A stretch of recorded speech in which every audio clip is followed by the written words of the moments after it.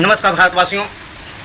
जाति बड़ा कि धर्म, संविधान बड़ा कि सत्ता, ऐसा क्यों बोले? ये सबसे पहली बात है कि हम इसलिए बोलें क्योंकि जाति जनगणना की बात चल रहा है, जहां आरएसएस और बीजेपी दोनों एक सिक्का के दो एक ही पहलू है।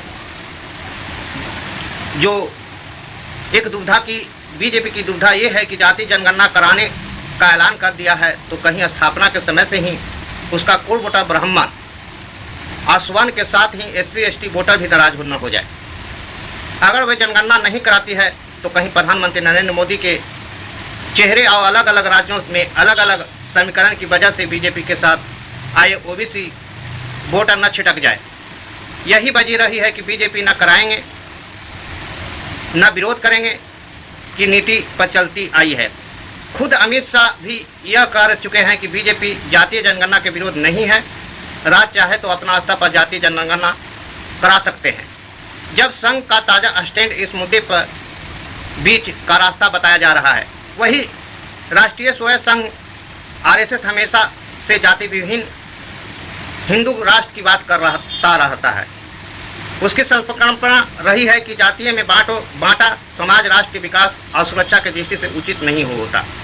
उसके अनुसार यदि राष्ट्र को आर्थिक शैक्षणिक दृष्टि से मजबूत बनाना है तो समाज में लोगों की जातिगत पहचान को महत्व नहीं दिया जाना चाहिए। वही लोगों ने अपनी जातिगत पहचान को महत्व देने की बजाय भारतीय या सनातनीय पहचान को महत्व देने का आग्रह करता रहा है। यही कारण है कि जब संघ ने देश में चल रही जातिगत जनगणना के मुद्दे को अपना समर्थन दिया तो इससे उन लोगों को हैरानी हुई जो संघ को अपने सिद्धांतों के प्रति दृढ़ संकल्प रहने वाले मानते रहे हैं। जाति जनगणना के मुद्दे पर संघ के रुख में यह बदलाव क्या दिखता है? इससे स्पष्ट होता है कि इसके पूर्व केरल के पलखाड़े में RSS की 3 दिवसीय बैठक के बाद एक प्रेस कॉन्फ्रेंस करते हुए संघ के वरिष्ठ पदाधिकारी सुनील आवेदकर ने स्पष्ट किया था कि संघ जातिगत जनगणना के विरोध में नहीं है। यदि सरकार को जनता का विकास करने के लिए इसकी आवश्यकता है तो जातिगत जनगणना करानी जानी चाहिए। हालांकि उन्होंने इसकी राजनीति का विषय न बनाए जाने की अपील भी किया है। सुनिए जो हैं RSS के अम्बेडकर जी जो क्या बोले हैं। society we have the sensitive issue of our caste and caste relations. That is a very sensitive issue. So, and of course, it is an important issue of our national unity and integrity. So, it should be very seriously, not just on the basis of election practices or politics. सुनिए कि क्या कहें वो। सबसे पहली बात वो बोले कि राजनीति इसमें नहीं करना चाहिए, जाति जनगणना को लेकर बोले। लेकिन RSS का नियत और नीति रही है पूर्व में भी वामपंथी विचारधाराओं के विद्यमान संघ के अंदर पिछड़ी दलित जातियों के लोगों के उच्च पदों पर पर्याप्त भागीदारी न होने का जश्न उठाते रहे, लेकिन तब भी संघ कभी विचलित नहीं हुआ, बल्कि संघ ने इन आरोपों का हमेशा ही मजबूती के साथ खंडन किया। उसका कहना रहा है कि वह किसी व्यक्ति को जाति के रूप में नहीं देखता। संघ के वरिष्ठ पदाधिकारियों को भी कभी अपने आसपास के लोगों को जाति के बारे में कोई जानकारी नहीं होती। इसका सबसे बड़ा कारण यही है कि संघ में किसी की जाति को देखने की संस्कृति नहीं है। वह अपने कार्यकर्ता पदाधिकारी का मूल्यांकन उनके सामाजिक कार्यों और संघ में दिए गए सेवाकाल के आधार पर करता है। लेकिन जब संघ पर ऐसे आरोप लगे तब यह देखा गया कि संघ के कई बेहद महत्वपूर्ण और शक्तिशाली पदों पर विभिन्न जातीय समुदाय के लोग नहीं बल्कि स्वयं थे। वही बीजेपी सरकार RSS ने अपना बीजेपी सरकार ने अंग्रेजों की तरह भारत में जब अंग्रेजों का शासन स्थापित हो गया था तो उन्होंने फूट डालो राज करो की नीति के तहत यहाँ रहे लोगों को बांटने की कोशिश की और इस क्रम में उन्होंने हिंदू और मुसलमान के बीच विवाद पैदा किए और उन्हें आपस में लड़ाया। 1905 का बंगाल का विभाजन इसका बहुत बड़ा उदाहरण है, जहां धर्म के आधार पर एक राज्य के 2 टुकड़े किए गए।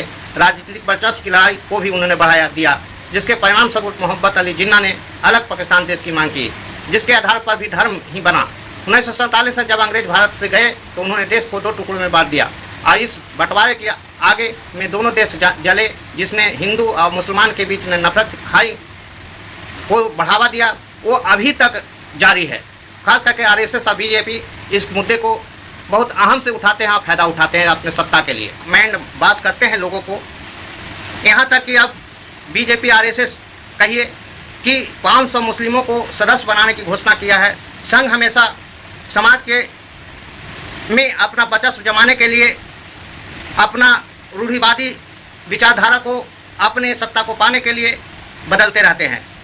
लेकिन अब वह दलित ओबीसी समाज के लोगों को तब तक के लिए आरक्षण का समर्थन कर रहा था जब तक कि उसके समाज के लोग स्वयं यह न कह दे कि उन्हें अब आरक्षण की कोई आवश्यकता नहीं है। संघ की यह सोच भी उसके अंदर बड़े बदलाव का संकेत है। इसके अलावा किन्नर समुदाय के अधिकारियों की बात करना, गुरुवार को गोवलकर की सोच में से उलट मुसलमानों के बिना भारत के होने की बात कहना भी उसके अंदर सतत परिवर्तन का प्रमाण है। राजनीतिक विश्लेषकों इसे एक सकारात्मक बदलाव कर रहे हैं सत्ता के लिए। ऐसे में देखिए कि आप प्रस्ताव क्या रखे हैं। जो बीजेपी सरकार में 10 वर्ष में देखा गया कि महिलाओं पर कितना अत्याचार हुआ, और आरएसएस के बैठक में जो पलखड़ में केरल में हुआ उसमें और क्या कहा गया, देश में जाति जनगणना कराना, डिलिमिटेशन और महिलाओं को 33% आरक्षण। केरल के पलखड़ में आरएसएस की अखिल भारतीय समन्वय बैठक में इन 3 बड़े मुद्दों पर बात हुई। SC/ST के उपवर्गन का मुद्दा भी सामने आया, क्योंकि सुप्रीम कोर्ट ने कहा था कि राज्य चाहे तो ऐसा कर सकते हैं। इसको लेकर अंबेडकर ने कहा कि हमारा मानना है कि संवैधानिक आरक्षण बहुत महत्वपूर्ण है। संघ ने इसका हमेशा समर्थन किया है। कोर्ट में जो बात हुई वे बहुत संवेदनशील मुद्दा है। इस पर सरकार और कानूनी अधिकारियों को फैसला लेना चाहिए, लेकिन एक सुनिश्चित करना चाहिए कि आरक्षण का लाभ लेने वाले समेत सभी समुदाय के बीच सहमति बनाने की कोशिश हो। इससे पहले कोई कदम नहीं उठाना चाहिए। और विपक्षी दलों ने संघ को घेरा है और मलकानगढ़ खड़का ने सोशल मीडिया पर एक्स पर लिखा है कि आरएसएस स्पष्ट रूप से देश को बताएं कि वे जाति जनगणना के पक्ष में हैं या विरोध में हैं।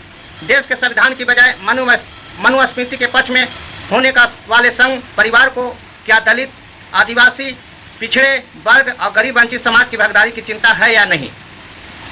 उधर बिहार के पूर्व मुख्यमंत्री आरजेडी नेता तेजस्वी यादव ने सोमवार को पत्रकारों से कहा, आज कोई खुलकर नहीं कह सकता कि जाति जनगणना न हो, लेकिन उनके मन में है कि ये न हो, लेकिन बीजेपी बार बार इन मुद्दों को खड़ा करती है। हमने कई बार मांग की, लेकिन इन लोगों ने इनकार किया। इनकी कथनी और कहनी कुछ, इनका आरक्षण से कोई मतलब नहीं है। ये लोग केवल बाबा साहब को, संविधान को बदलना चाहते हैं। वही लालू प्रसाद यादव ने एक्स पर लिखा है कि आरएसएस जातिगत जनगणना को रोक नहीं सकता है। वही तेजस्वी यादव ने क्या बोले हैं, सुनिए।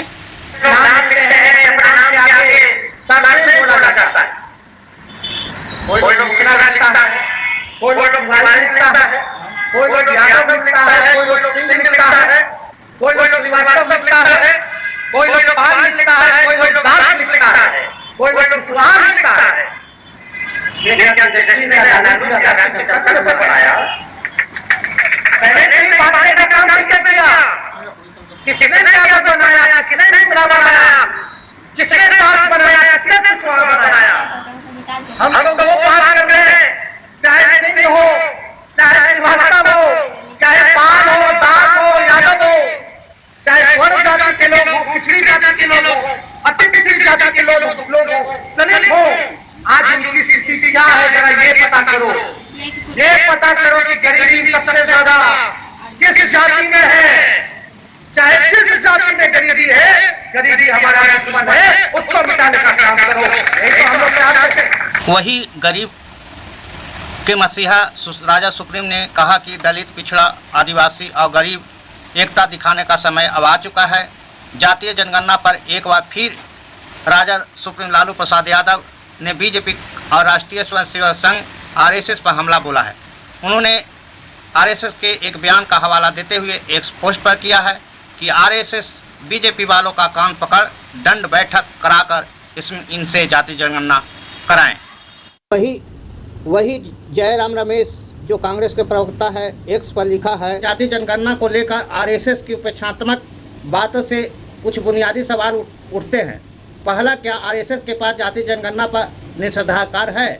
दूसरी, जाति जनगणना के लिए इजाज़त देने वाले आरएसएस कौन है? तीसरा सवाल उसने उठाया, आरएसएस का क्या मतलब है जब वह कहता है कि चुनाव प्रचार के लिए जाति जनगणना का दुरुपयोग नहीं किया जाना चाहिए? क्या यह जज या अंपायर बनना है? और चौथा, आरएसएस ने दलितों, आदिवासियों और ओबीसी के लिए आरक्षण पर 50% की सीमा को हटाने के लिए संवैधानिक संशोधन की आवश्यकता पर रहस्यमय चुप्पी क्यों साध रखी है? इसके साथ ही जयराम रमेश ने जब आरएसएस ने हरी झंडी दिखा दी है, तब क्या नॉन बायोलॉजिकल प्रधानमंत्री कांग्रेस की और एक गारंटी का हाईजैक करेंगे और जाति जनगणना कराएंगे? ये जयराम रमेश ने लिखे हैं। वही जाति आधारित जनगणना कराने को लेकर केवल विपक्ष और खासकर नेता प्रतिपक्ष राहुल गांधी की ओर से नहीं बल्कि बीजेपी की अगुवाई वाले एनडीए गठबंधन में शामिल लोक जनशक्ति पार्टी और जदयू जैसे सहयोगी दलों की ओर से भी मांग हो रही है। पिछले साल जदयू की अगुवाई वाली सरकार ने बिहार में जातिवाद सर्वे करवाया था, तब जदयू इंडिया गठबंधन का हिस्सा थी और राज्य सरकार में जदयू आरजेडी की सरकार थी। वही अब सरकार जो रामविलास एलपी जी है और नीतीश कुमार जो सहयोगी हैं वो भी मांग कर रहे हैं। लेकिन अब बताते हैं कि आरएसएस ने जो घोषणा कर दी है वही प्रधानमंत्री ने 4 जातियों 4 वर्णों का वर्णन किए हैं। तो क्या बता सकते हैं कि 200 से 250 तक जातियां हैं, उनको गिनवा सकते हैं? सुनिए क्या बोले हैं। चुनाव में देश को जातियों में बांटने की बहुत कोशिशें हुई, लेकिन मैं लगातार कह रहा था कि मेरे लिए देश में 4 जातियां ही सबसे बड़ी जातियां हैं। और जब मैं 4 जातियों की बात करता हूं, हमारी नारी शक्ति, हमारी युवा शक्ति, हमारे किसान और हमारे गरीब परिवार, इन 4 जातियों को सशक्त करने से ही देश सशक्त होने वाला है। आज बड़ी संख्या में हमारे ओबीसी साथी इसी वर्ग से आते हैं। आज बड़ी संख्या में हमारे आदिवासी साथी इसी वर्ग में आते हैं। और इन चुनावों में इन चारों जातियों ने भाजपा की योजनाओं और भाजपा के रोडमैप को लेकर बहुत उत्साह दिखाया है। वही हिंदुत्व पर नजर रखने वाले जो मोदी सरकार आए हिंदू मुस्लिम करके वो क्या देश में जाति जनगणना करवा सकते हैं? अब आरएसएस ने अपने सम्मेलन में कहा कि जाति जनगणना होना चाहिए।